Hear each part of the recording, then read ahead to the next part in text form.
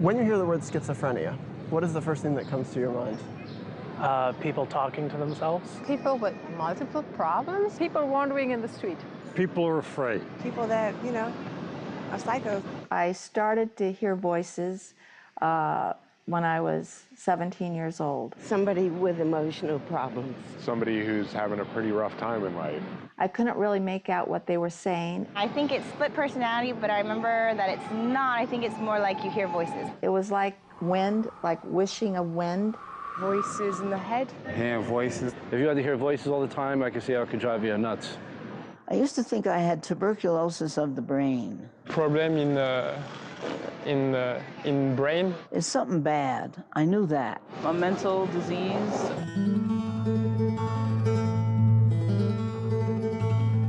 I couldn't even go to a phone book to find a phone number. Disorientation. Sort of out of touch with reality. I was sure that people knew what I was thinking. Paranoia. Knew what I was hearing. Having irregular thought patterns. I was hearing full-fledged voices. Flipping out. Kill yourself, kill your mother, kill your sister. Imagine if you heard a counterfactual voice in your head telling you horrible things about yourself. I totally believed that Kill your mother, kill your sister. the devil had taken me over. Psychopath.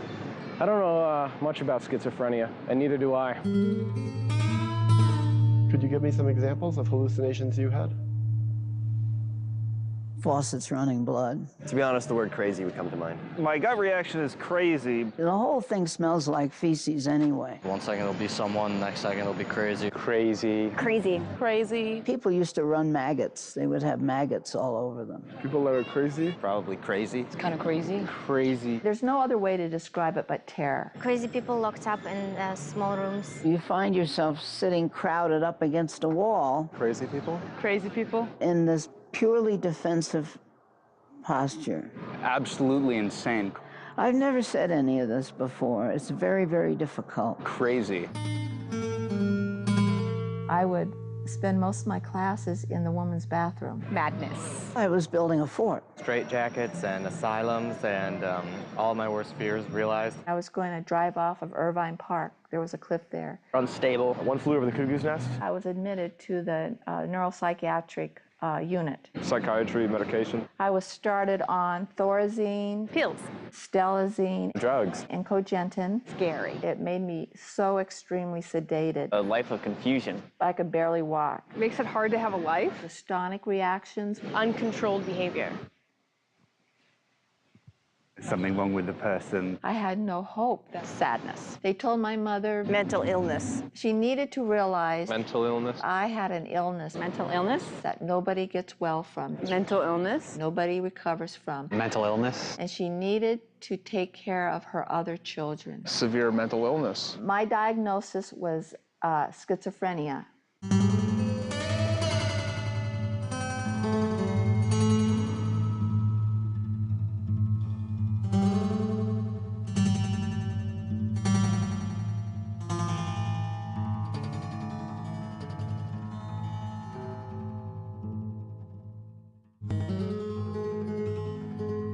I have never met a schizophrenic whose life wouldn't have driven me crazy if I had lived it. Not as the life is described in the hospital record by people who don't want to hear what it was like, but the life as when I finally get to know what this person has experienced, there's no question I would be just as sick and in just the same way that this patient is. And in fact, I've never worked with a schizophrenic where I have not walked away from some session with the feeling, my God, a human being has lived this way. My father was killed in Korea when I was 10 months old. My mom at that time was pregnant with my sister Cindy. And what I remember from a very early age is the depression my mom went through and feeling it was my fault. I feel that that kind of left a lasting impression in me. I had to be extra good or else my mom might not be with me or might want to leave me, or I felt it was up to me to keep her love. Her mother was not a person who understood separate identity either. Her mother regarded Catherine as the reincarnation of Catherine's dead father.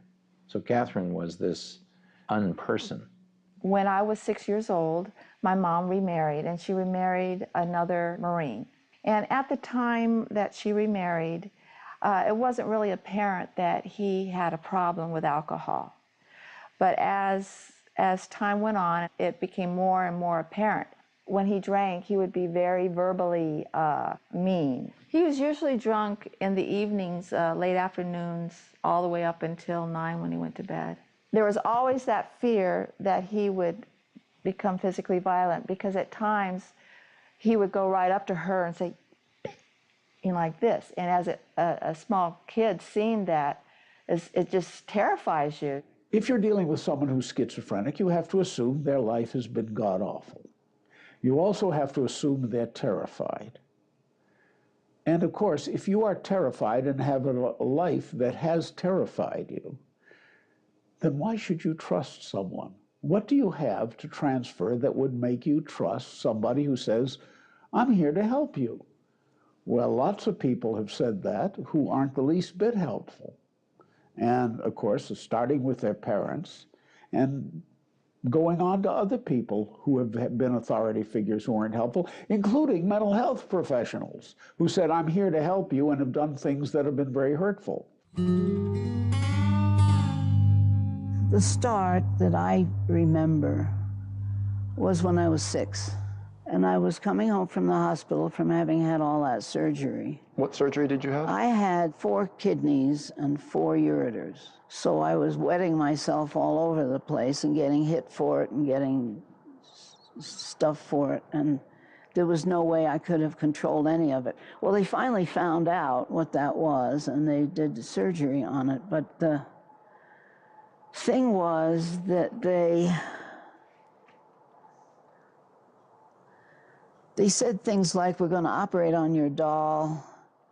And they did all kinds of cystoscopy, which is excruciatingly painful, or was in those days. They've done all kinds of better stuff now.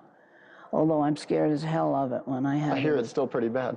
It's not good, but it doesn't, it's not a screamer. It used to be a screamer, because the materials were bigger and they'd force it open and do all that stuff. And then they'd say it wouldn't hurt. And they'd say that again, and you'd have another one and another one. And you don't know the difference between urethra and vagina anyway when you're, before all that fun stuff happens. So it all seemed like the down there part, and leaking and bleeding and all of that stuff. When I was coming home from the hospital, it was raining, and the tears were running down the window of the car, and a voice said that this is going to be your life. All the symptoms that are used to diagnose mental disorders are functional for people in some way. They help them. They help them. They're somehow helpful. They enable people to avoid pain, to protect themselves, to feel better about themselves, to feel exalted, to retreat. So essentially the psychosis is a way to distance themselves from something that's so overwhelming they just don't know how to deal with. When I was 8 years old is when I first felt suicidal thoughts. And they were scary. It's not that I wanted to feel suicidal. It was like, wow, I want out of here. This poured into my school too.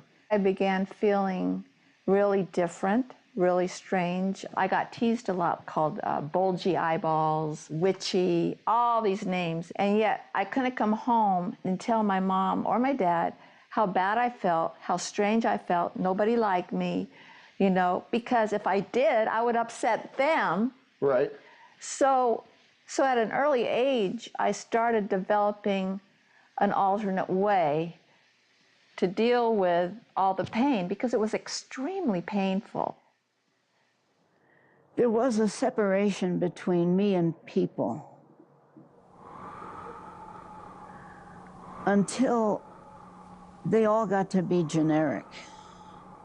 10 was when others came to me and said, You're not of them. There's another place where you belong. You're not of them. People came to you? Not people.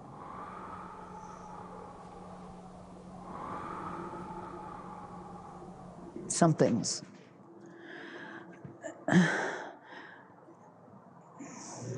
People who become psychotic, whatever word we want to use for it, the reality they've lost touch with is other people. They no longer feel a sufficient connection to other human beings to feel like a human being. I don't know what it was that I was projecting that made people hate me or dislike me or become angry. I know it must have been something because it was almost universal. When my father was drinking, he would call me Fatty Kathy. Did you take an ugly pill today?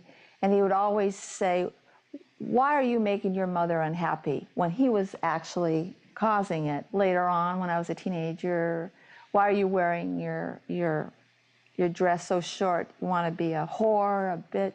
He was a misogynist. He would practice that, as it were, when he was drunk. But he would go after the girls in the family, makeup, and why are you wearing that makeup? And that dress is so short you can see your, and he would say it. So she had no ally. One of the things that schizophrenia does is it saves you from real world traumas. I witnessed a murder. How old were you? 12. I think that would have been traumatic in somebody's life, but it wasn't really in mine. By that time, I was so far gone, it didn't matter to me. I was in the 6th grade, and the 7th was a girl named Kathy. And she came with 2 teenage boys, and they attacked a kid who was carrying some laundry home in a bag, and they knifed him. I mean, they were playing around with him first. They would have hit him, they would have, I don't know, cut open his laundry or something. But she said, are you men or what? So they knifed him. And he was lying there, bleeding, and there was blood pouring out. There was a lot of it. Did you talk about it with your parents back then? Never.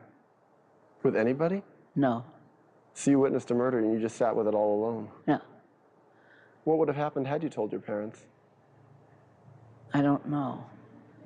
I was in an anti-Semitic camp for 3 years and I didn't tell them. I really started becoming very religious. I would say my rosary on stone. On stone, what does that mean? Well, you know, there's stones in gardens. There's these stones. Oh, so you like sit on a stone? I wouldn't, no, I'd kneel. Oh, that must have hurt. It did. I had, my knees were pretty scraped because I had read stories of the saints where they would make themselves pleasing to God by inflicting self-harm, because that way God would know that they really loved him and wanted to live for him and all this stuff. So I felt if no one else wanted me, God would want me. You try desperately. You try so hard. And you look at other people, you try to act like them. It doesn't work, so you try something else, and that doesn't work. Nothing helps. Human beings get to feel helpless. And that's the fundamental problem that human beings have. You know, we are born very helpless. And when life gets overwhelming, we fall back into the helplessness. Parents try to dress it up. People try to dress it up. Well, she's creative, she's sensitive, she's this and that. If only you would do something with your hair, dress a little better. Get out a little more. Out is not where I want to be. And dressing is putting a dress on a warthog. What do you think causes schizophrenia? I don't know. Chemical imbalances. Some sort of neurological process that went haywire. Something is wrong in the brain. In my abnormal psychology textbook, there was something about it's like nature and nurture. Like there are certain things like having abusive parents or being sexually abused as a child like increases the chances that you'll be schizophrenic, but it's also a chemical imbalance in the brain. All right, let's go to the broken brain theory, okay? Because this is important, because this is sort of the crux of the fraud that has been told to people. Maybe a chemical imbalance, I think it could be. Something depleted in your brain, like some chemical, it's not, there's too much of it or not enough of it. You go to Washington Square Park and ask people, what is schizophrenia? A chemical imbalance, I guess. I'm pretty sure it's a neurological disorder. Overload of brain activity. They have broken brains, the drugs help fix it. People with schizophrenia symptoms are often helped by medications that act on the brain, so that makes me think that it's a brain disorder. When I was a newspaper reporter, I used to write that stuff. Alterations in the chemicals of the brain. Biological factor? Chemical imbalance. Because that's what people told me. It's an imbalance. DNA. Neurologically diseased.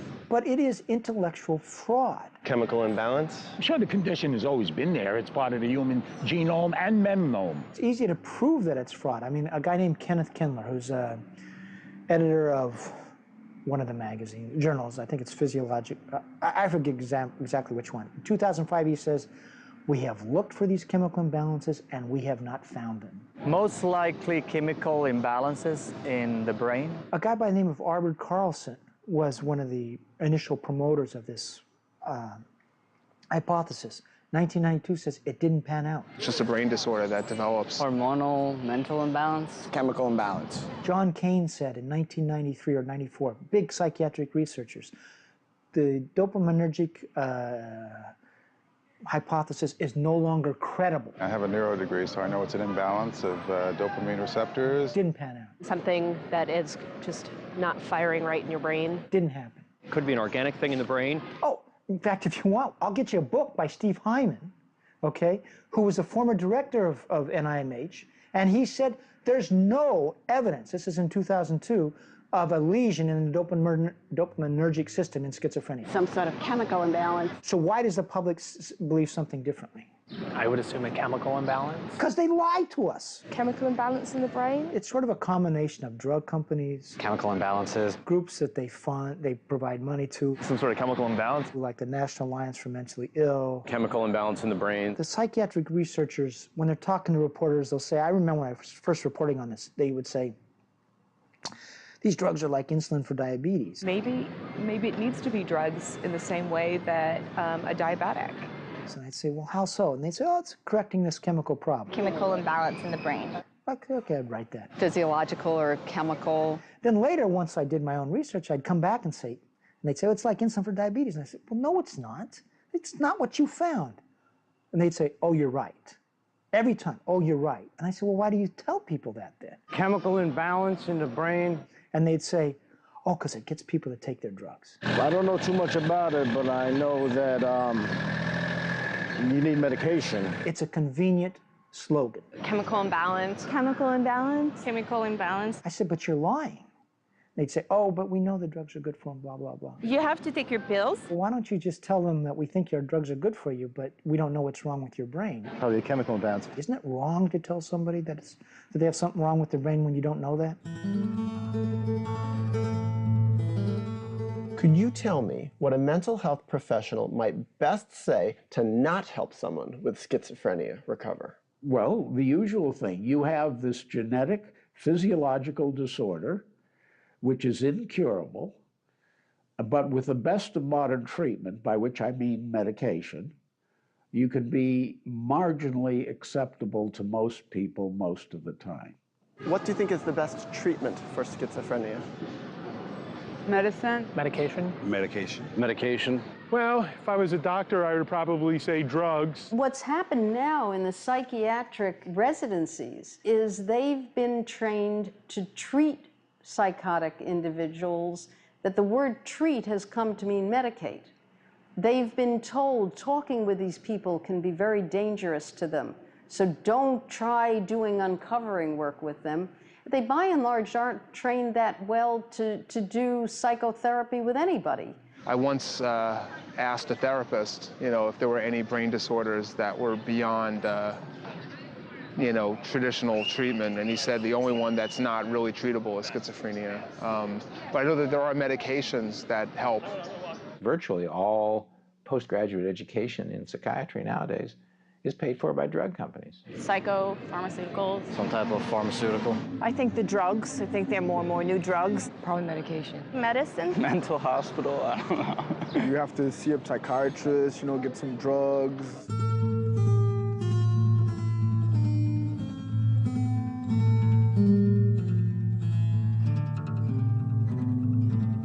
Key to helping people, the most fundamental thing is to help them get over feeling helpless.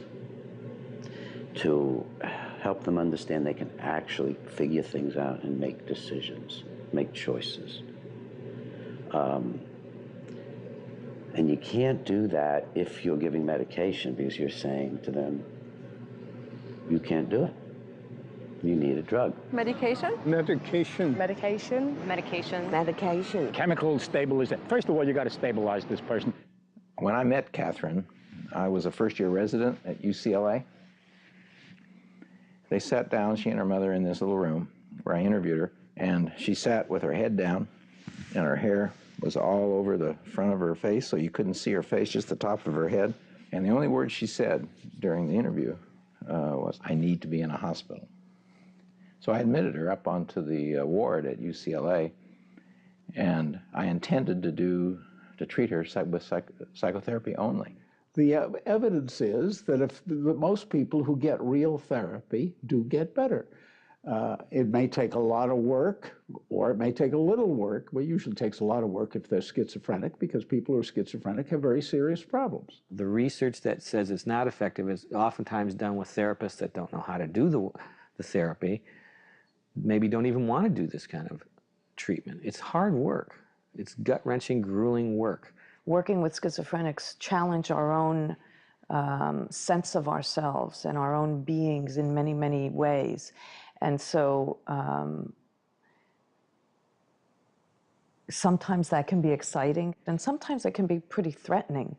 Sometimes you feel you're going out of your mind. Dr. Dorman saw me for 50 minutes, 5 to 6 days a week. The first three to 6 months even, I didn't speak. I rocked back and forth. She was right out of an old textbook, the old Krepline description of a catatonic schizophrenic. I was sitting like this in a fetal position on the chair, and I didn't look up, and he would sit there, and he would sit there the entire 50 minutes with me not saying a word, rocking back and forth. Sometimes she would sit catatonically still with just a slight little rock, and she was so shut down she didn't even swallow her own saliva. She left her mouth open a little bit, and her saliva drooled down all over the front of her dress and drip in a string off the hem into a puddle on the floor. And people would talk about how I looked. Right in front of you? Right in front of me. What kind of things would they say? Well, there were these two volunteers there, and they were older ladies, and one lady said, "Look at her, poor dear.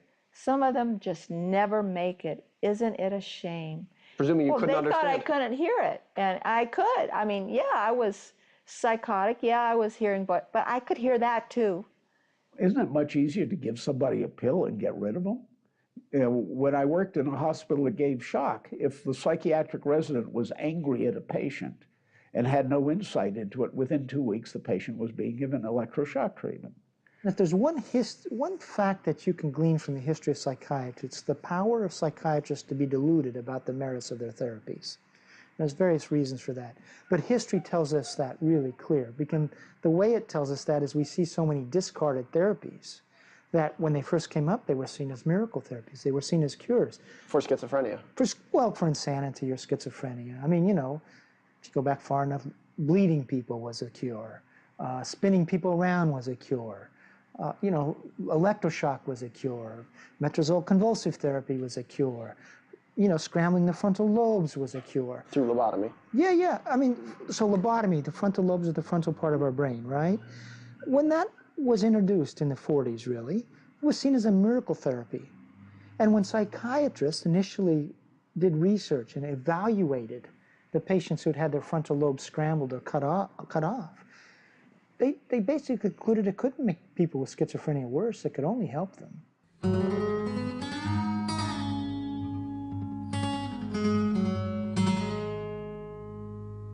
These are things that, when you look back on it, you go, oh my God, how barbaric could we be? My sense is somewhere down the road, we're going to look at the current medications that we use now and go, how barbaric.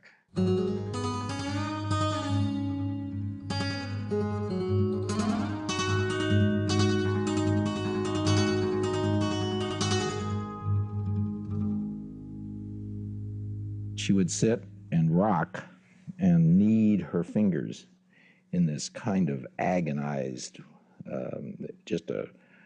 it was a declaration of agony, and rock. Grit her teeth like this. Finally, about, I'd say 4 to 5 months into seeing him, he made a comment. He said, reality could be pretty scary, can't it? And it was like, wham, an antenna went up. Nobody had ever told me that. Nobody. Here I was just doing my own internal world thing. It hit a chord. And I thought, how did he know? How does he know?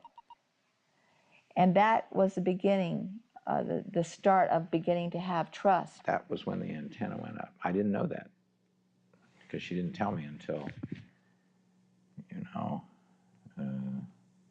8 years later. In time, during our sessions, little by little, I started to open up. And I didn't open up all at once. It was a process, because for me to trust was kind of like a death sentence, because my experience was to trust, especially in people close to you, meant that you were going to be hurt or even abandoned maybe. You sit and you point out what a safe room they're in. You remind them that you're not going to give them drugs no matter what they say or do, and you're not going to lock them up no matter what they say or do, that you're just here to be there and talk with them about who they are and what's going on. And you just see people begin to regain their trust in another human being.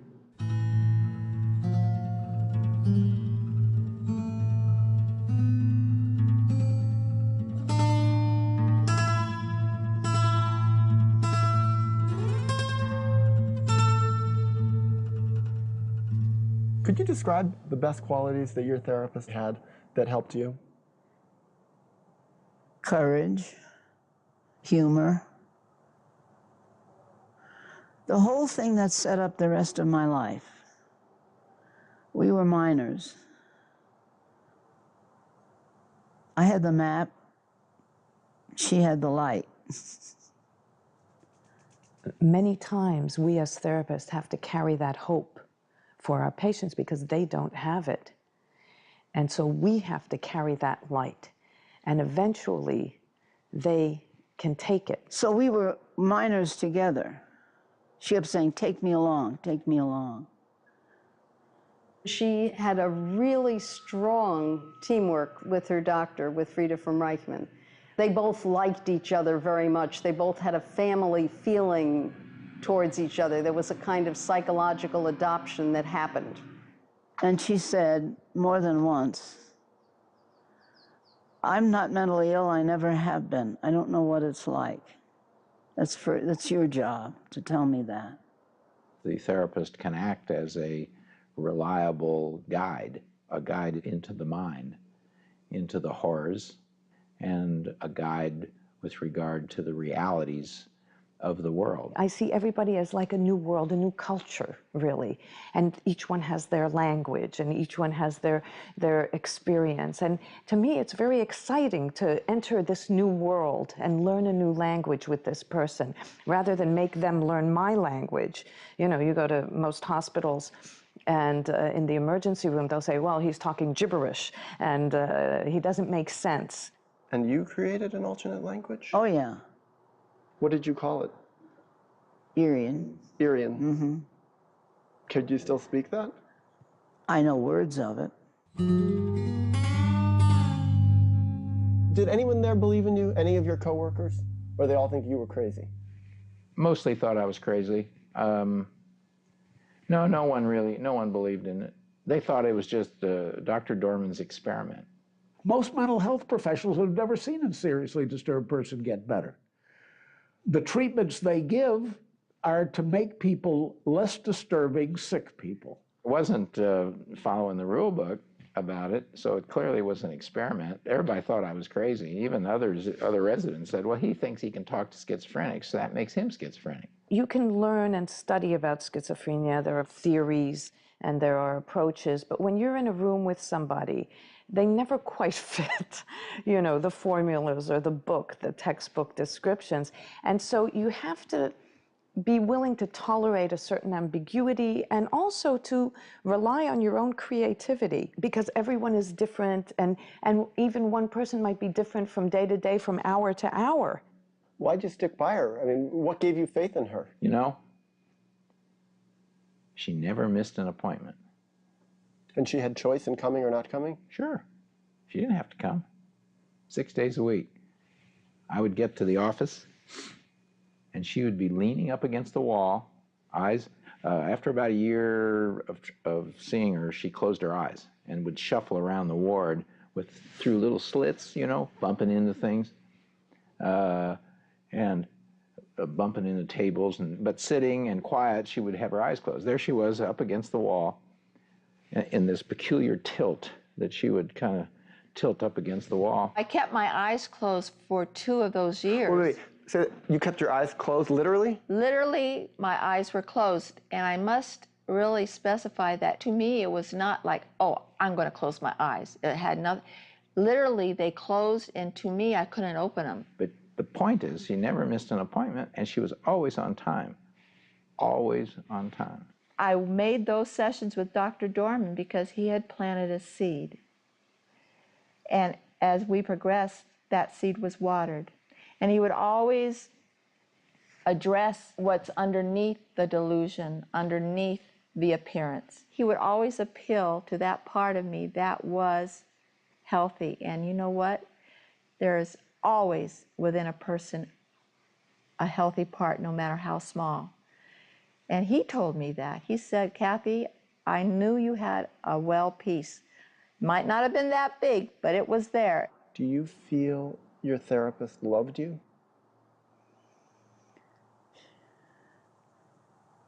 She loved.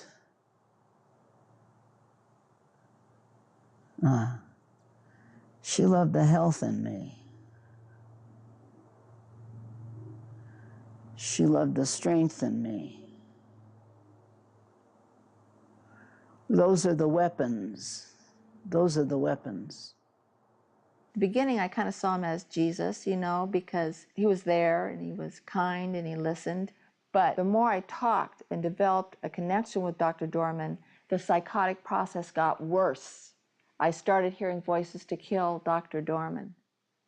Schizophrenics take life to the edge in some way.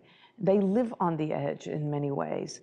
And many of us are frightened of that, but others of us get excited by that edge and being right there, and how can we, you know. And so there's something about that I think attracts a certain type of therapist to work with schizophrenics. How was it for you when she wanted to kill you? I remember when we first talked about it. I said, well, Catherine, maybe it's the same for me and why you hear voices against your mother.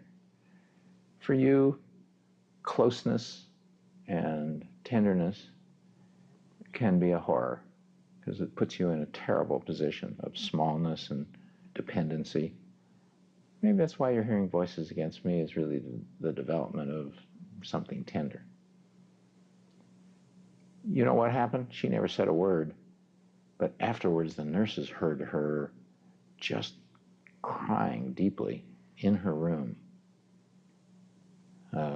after I said that. And I didn't say any more than that.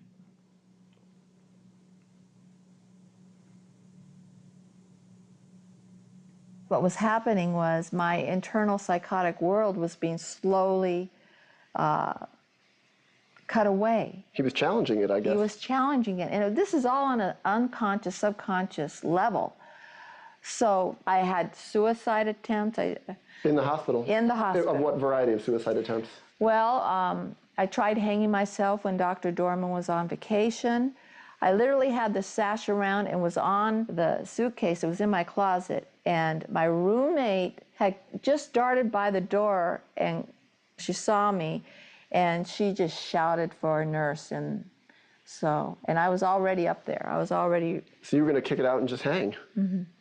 And when he got back from his vacation, he came up on a weekend to have a therapy session with me on the suicide ward to process all these things. What if she had killed herself when you'd been away?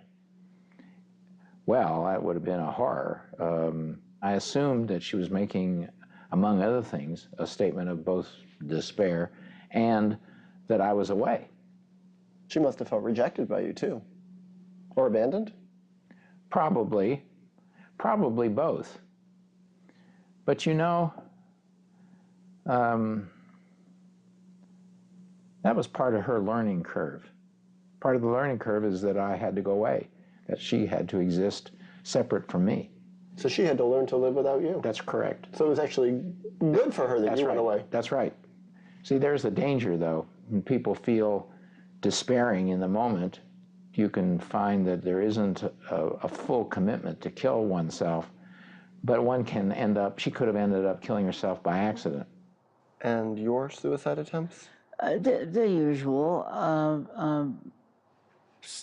cutting your wrists with razor blades. Apparently it was not the usual one or two, bang, I mean, little. It was deep, and I kept going at it, but I never did find anything that was good enough, and I just kind of get tired of doing it. I had to face these inner demons. I couldn't go around it. I couldn't go above it. I couldn't go under it. Trying to just alleviate symptoms was tried on me with the stelzine and the thorazine. That did not work. Did you ever take any psychiatric medication when you were hospitalized at Chestnut Lodge? Well, if chloral hydrate, Seconal, Nembutal, and all the Taltols are psychiatric medication, yeah, bung full of it. Did they help you? Well, what you do is you get a night's sleep. Somebody comes along and clubs you.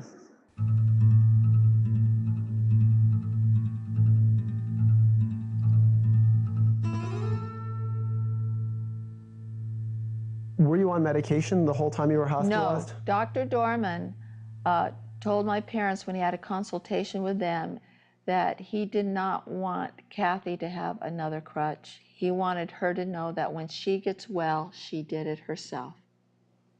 The difference between the pre-medication and the medication era was that when a patient was able to think clearly, to be stronger, to be trustful in the pre-medication era, they could know that they were doing it, not that a drug was doing it to them. I prefer to work with them without the medication because at least I know also what I'm dealing with.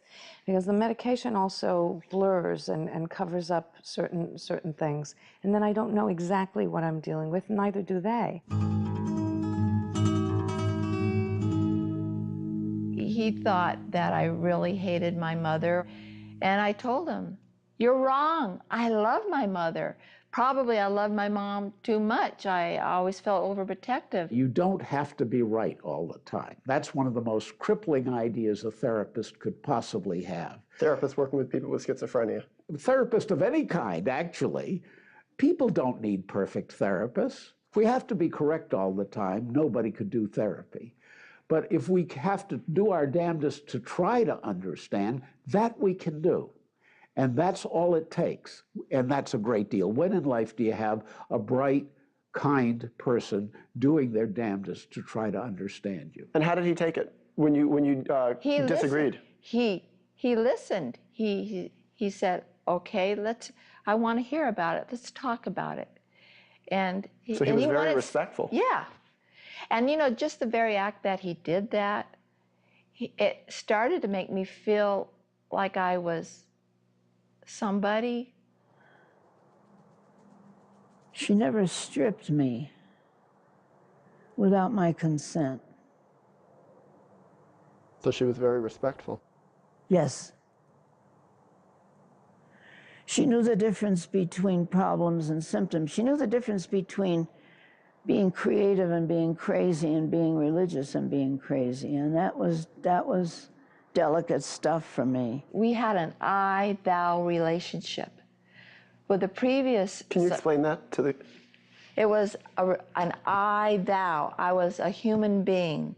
Versus? Versus an I-it.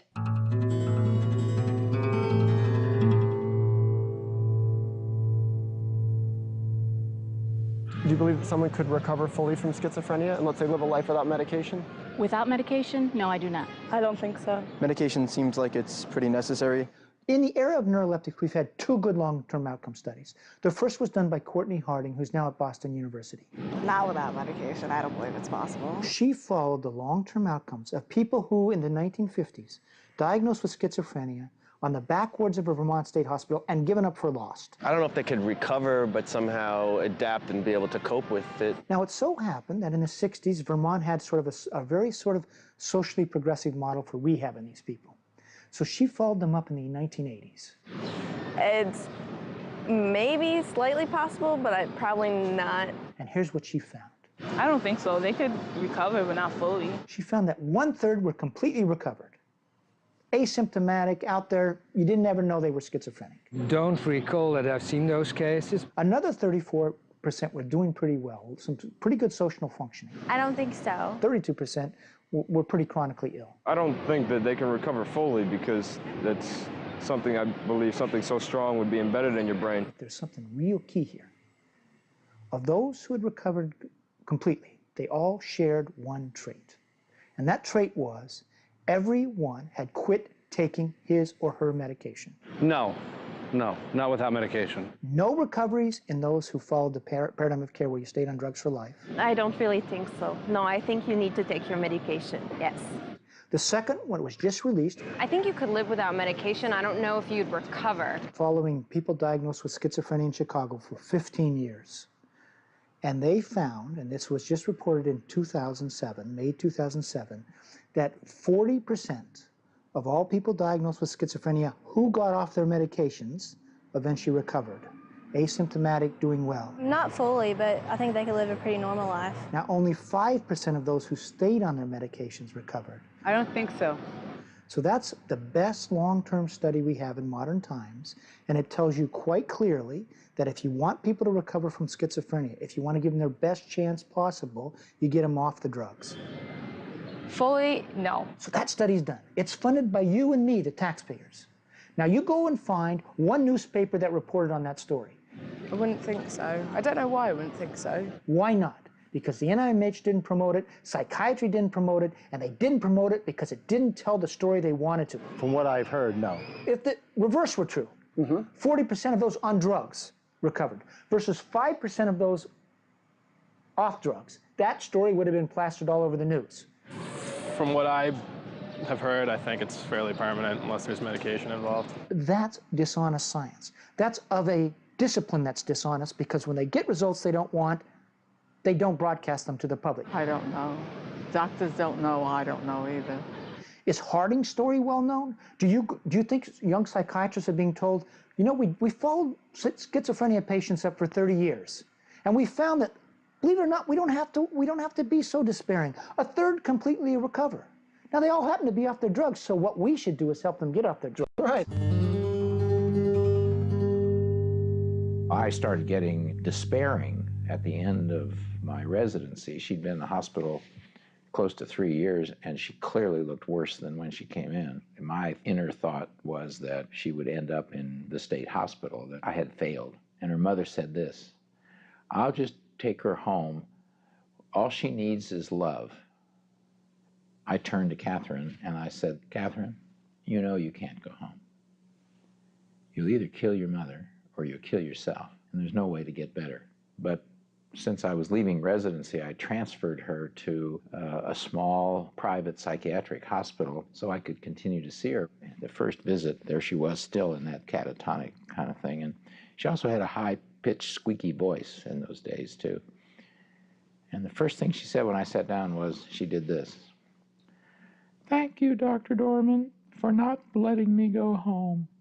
I found it so disruptive at first because I was put in a room with 4 other girls, one of these dormitory rooms.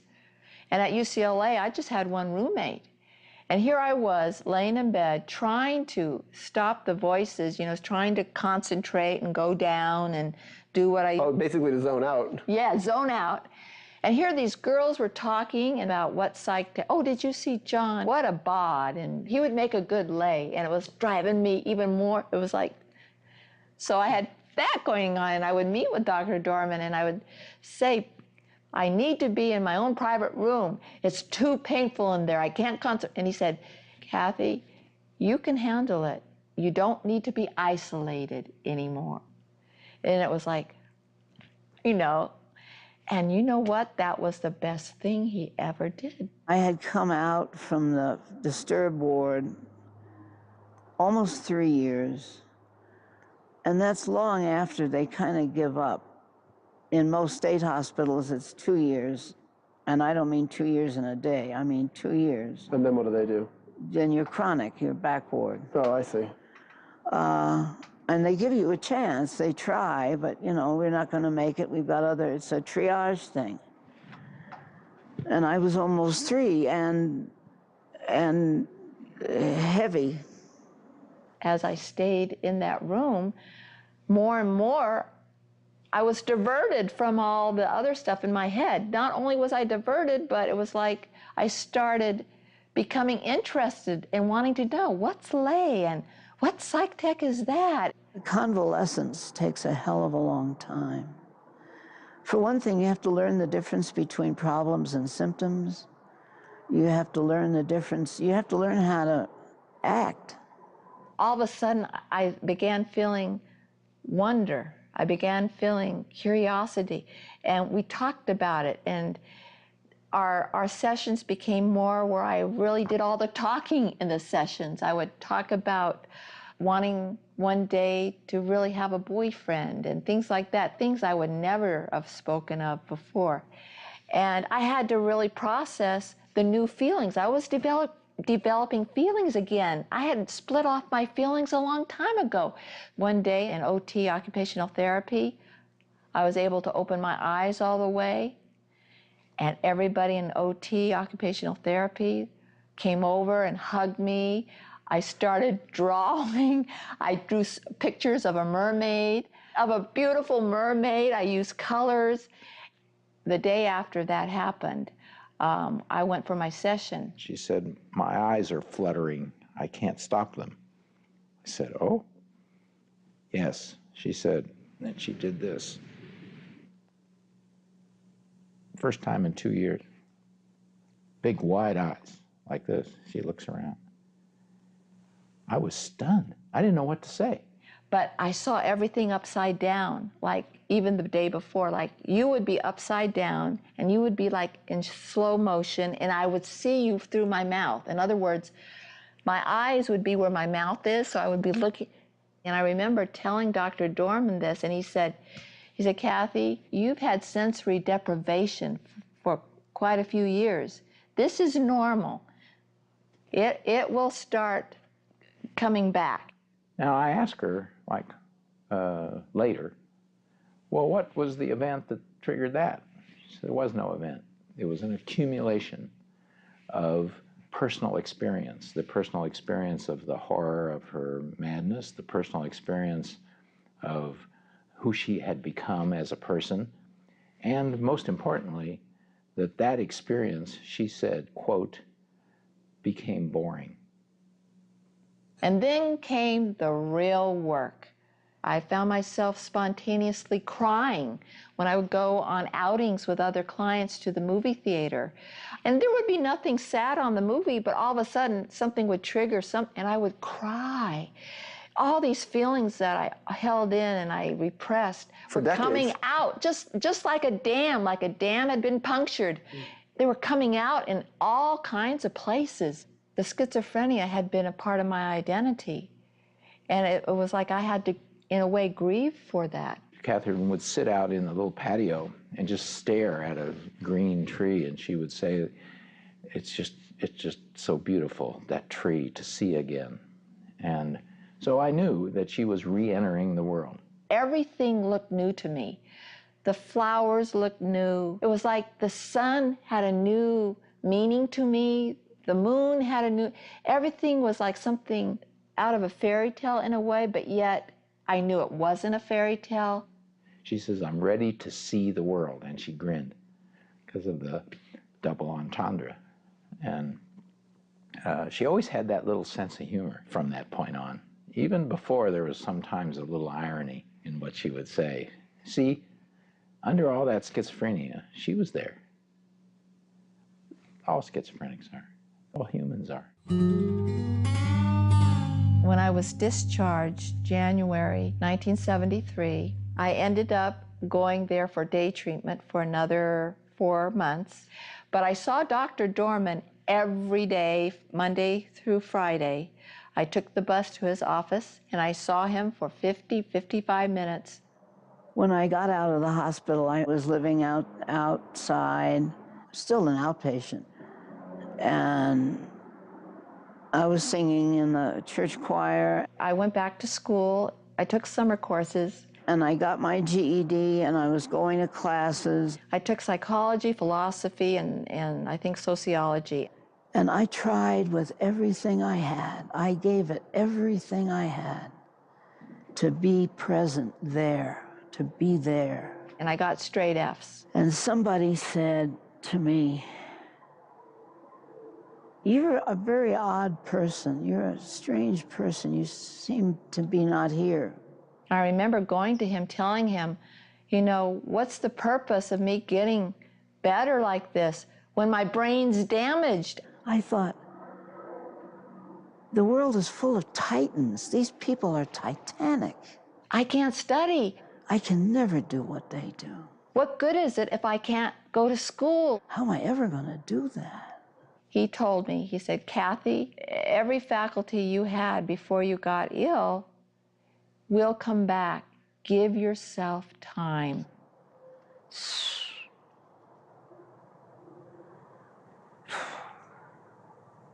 I held on to that like a life raft, because at that point I was starting to feel suicidal. It happened when I was in college in my second year. I was losing that schizophrenic identity. I looked in the mirror and I didn't recognize anything I was seeing. It was awesome and wonderful and terrifying at the same time. And I didn't recognize the life I was living. I was starting to develop a new identity. And I went bonkers. If I didn't have Dr. Dorman to process all these new experiences and feelings, and I ended up back upstairs. It would have been so easy. Disturbed. Allow myself to slip back. I felt so desperate. That next semester I skipped. Some guy came in to do something in the cabinets, and I said, is this going to be my life? And then I took it the fall. Am I going to spend my time going out, getting socked in a kisser, and coming back here? And I got straight B's on all those classes. And he shrugged and said, it's worth a try, ain't it? And from then on, I was doing well with the school and the studying. Pick yourself up off the floor, spit out the carpet, and get on with it again.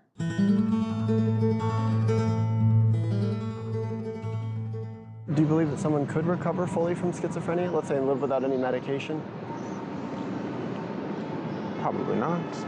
You know the data from cross-cultural studies that in countries where they can't afford to medicate, the long-term recovery rate is twice as good as it is in countries where nearly everybody's medicated.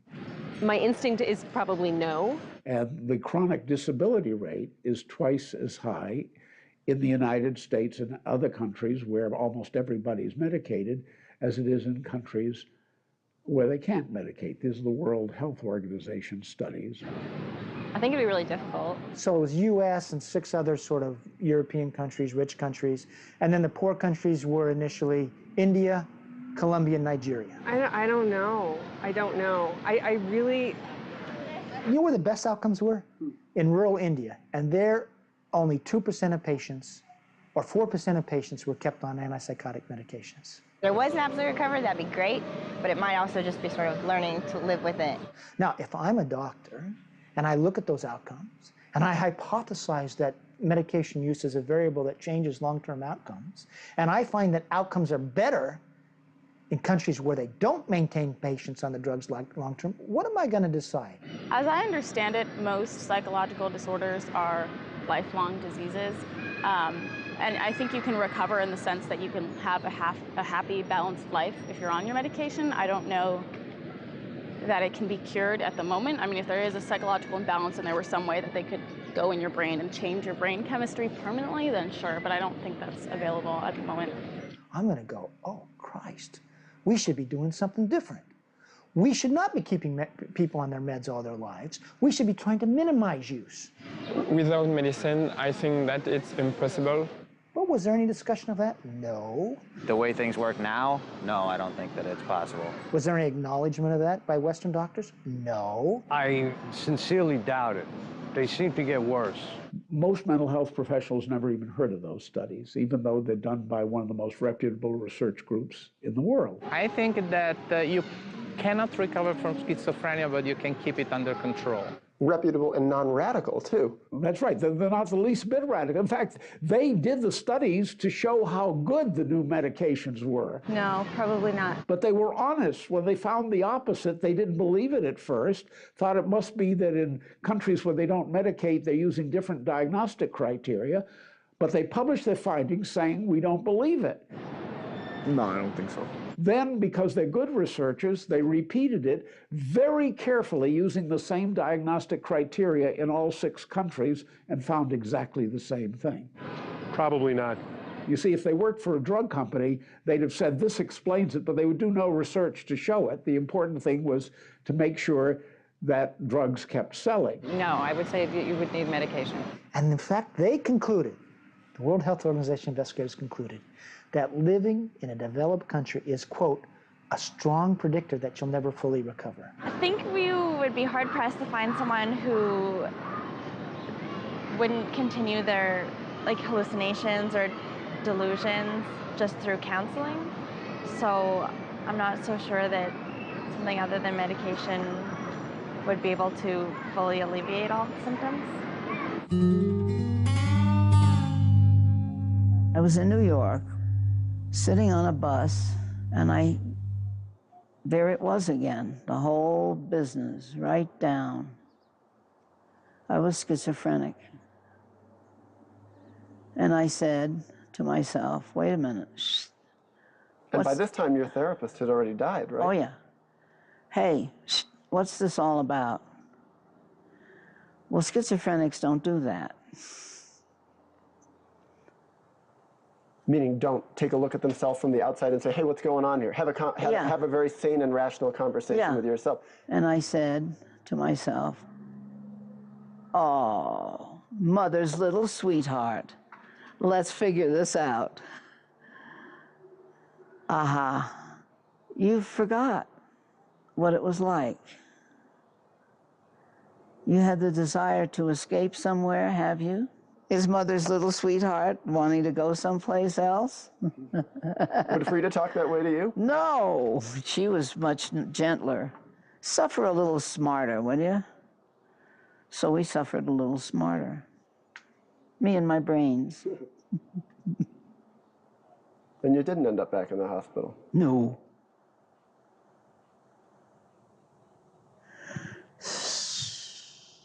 How long have you been married to Joanne? 51 years. 51 years? Yeah. In the whole time you've been married to her, have you seen any symptoms of schizophrenia? No. Not in her.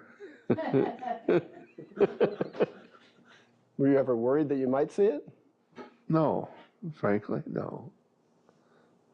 No, I never really did. What led you to have such confidence in her? We were together for a while before we were married. I just felt that she was free of all symptoms. Do you feel that you are at any risk of becoming schizophrenic again? Never. I have no fear of that whatsoever. She was given an MMPI when she was admitted, and the schizophrenic spike and the paranoid spike were extraordinarily high. It was clearly the MMPI that would be interpreted by an objective observer as this person suffers from schizophrenia. And then I asked her 10 years later to complete another MMPI. So 1979, 2 years post-treatment, and it was within the normal range. There are no spikes. The schizophrenia is gone. Have you taken any psychiatric medication I have since not then? taken any psychiatric medication since November 1969 when I entered UCLA. Do you ever dream that you've returned to being psychotic? I used to the first 4 or 5 years. First 4 or 5 years when? Of recovery. This was from 1973 to about 1977 or 8. Periodically, I would have dreams where in the dream, I would be back where I was hearing voices. And Kill yourself, kill your mother. With the disorganized thoughts and everything. But I was still seeing Dr. Dorman, and so we discussed that in the sessions, and he said, see how healthy you're getting? It's coming out in your dreams now. It's no longer a part of your conscious reality. And he said again, he said, and in time, you won't even have it in your dreams. And he was right on. Do you ever dream that you've returned to All the time. being psychotic or schizophrenic? All the time. I mean, not every night, no, but every so often. Is it a fair question to ask for a type of, like a specific, like a dream that might encapsulate that? Well, I'm in a hospital somewhere in restraints or something, and I'm back again, only I'm older and I don't have the necessary vim and vigor to do much about it.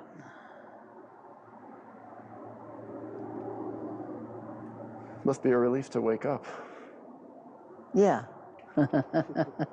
Quickest recovery ever. Yeah, quickest recovery ever, yeah. Do you feel you're all well? I feel I'm a very well-balanced person. Do I at times get anxiety and get stressed out? Yes. Do I at times get depressed sometimes? Yes. But the difference is I know I have within me the tools and ability to not let that overcome me and become my life. What are the tools you use now? If you feel bad, get one of the tapes of stuff I've sung and bay and howl against the music. I journal. Sing alto parts. I will play music. I've sung a whole lot of wonderful stuff. Go do it again. I will dance. Dance has always been a very cathartic experience, a very therapeutic experience in my life. Work. I do poetry, a lot of poetry. Sickle up a rocky acre. Meditation.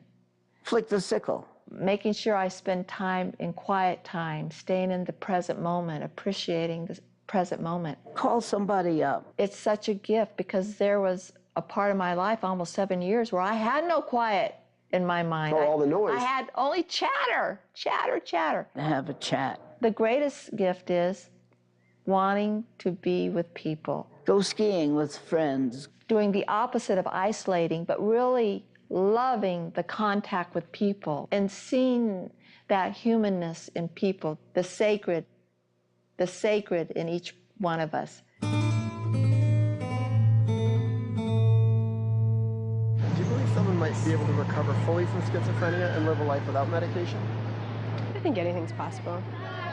Yeah, I believe anything's possible. It is possible, so it certainly is possible. That I don't know. I hope so. Let's say you were a young person now. Let's say you were 14, 15, 16, and God help me. and you had schizophrenia now. I think so. I mean, I think, you know what, depends on the degree and the level of schizophrenia. I think it's possible. It must be possible. I think it could be possible. What would happen to me today would be so much less good. I'd be put on an adolescent unit somewhere, and then I'd die.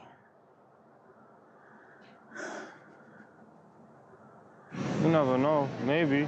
It might take years. It might take like a lot of time, but you never know. I think that if you had the right kind of doctors and the right kind of therapists involved, it's possible. It's true. Yes. I would like to think so. I think there's always hope, you know. I don't see why not. It's a psychological condition, and everybody's walking around crazy. Some people just can hide it better than others. Yeah, you wonder, just a slightly different, your parents had taken a left turn instead of a right turn and dropped you off at one place instead of another. Well, I would not be alive because for me, I had suicide was my ticket out. So you think you would have killed yourself? Most probably.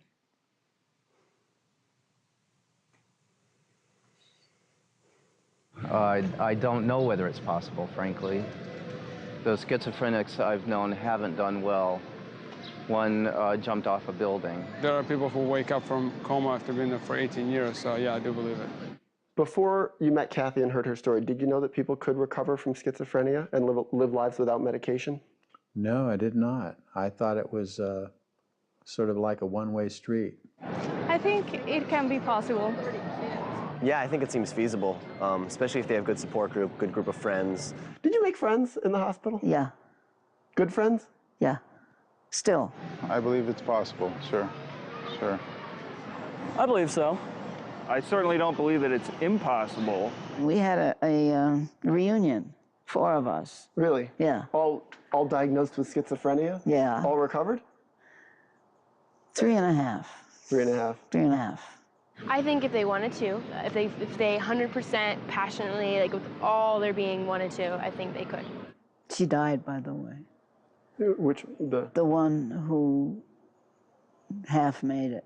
Yes, I do. If they have the proper treatment and they have the willingness to change their life. I would hope so. But the other 2 are fine.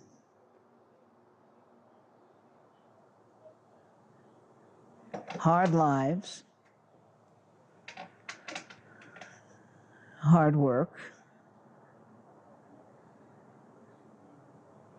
Taking psychiatric medications? Certainly not. Well, since I don't believe medication is necessarily necessary, sure. I think it is possible, but I think it really depends on the individual. I care about people who are going through what I went through because I've been there. Probably. I think the mind is capable of enormous change, so probably. They are some of the most beautiful, courageous people I've ever met. If they really wanted and understood what they had, their disease, that yeah, they could probably do it. I'd like to think so, since I don't believe in medication. And it saddens me when I see society and the media portraying them as these buffoons, as these psychotic, knife-wielding. Yeah, I'd hope so. I'd hope so. Although the cases that I've heard of that come into the newspaper seem to be people that have come off their medication and had a bit of trouble. Sure, that happens, but that is not the majority of people who have a mental disorder.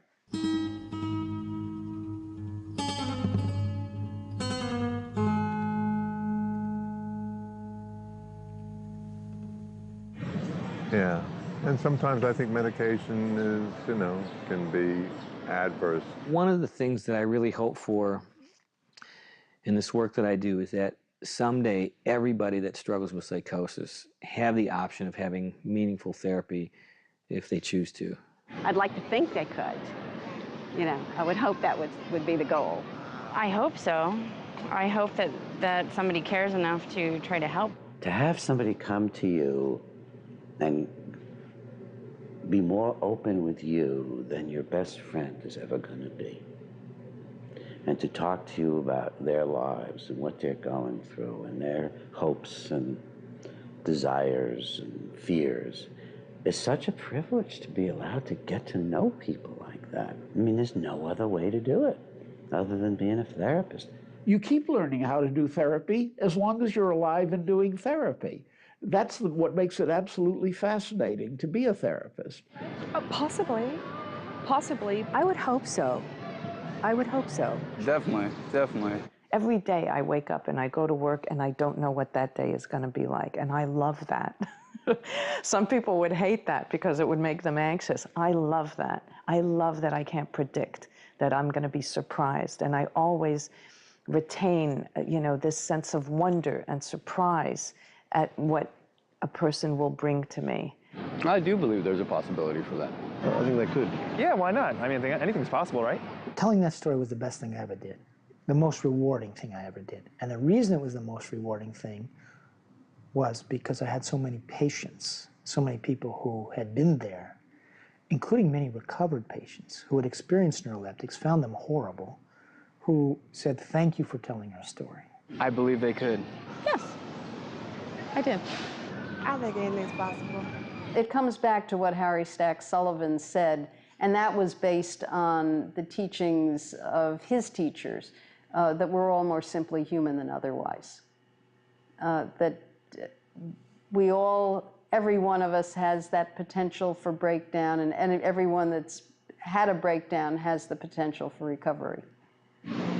Yeah, I believe in everybody's possibility for change at any given moment. Absolutely. I think people can recover from anything.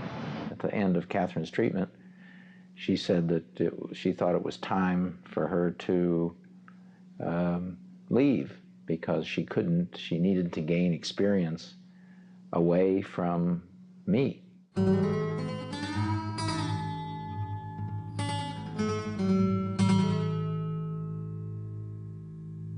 And I agreed. And she said that she would miss me. And at that moment, I thought, my God, I'm going to miss her too.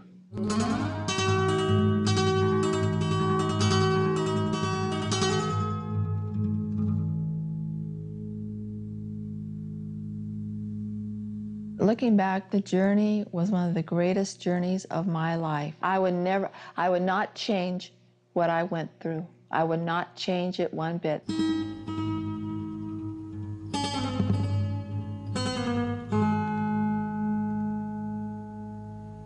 Are you ever surprised your life turned out the way it's turned out? Not surprised, dumbfounded, shocked, amazed.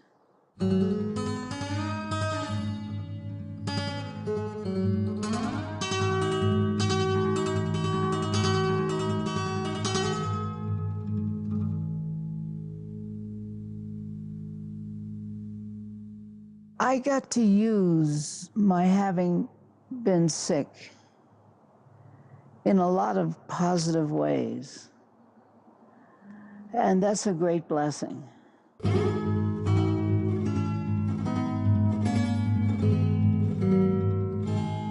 I can talk to you for a purpose.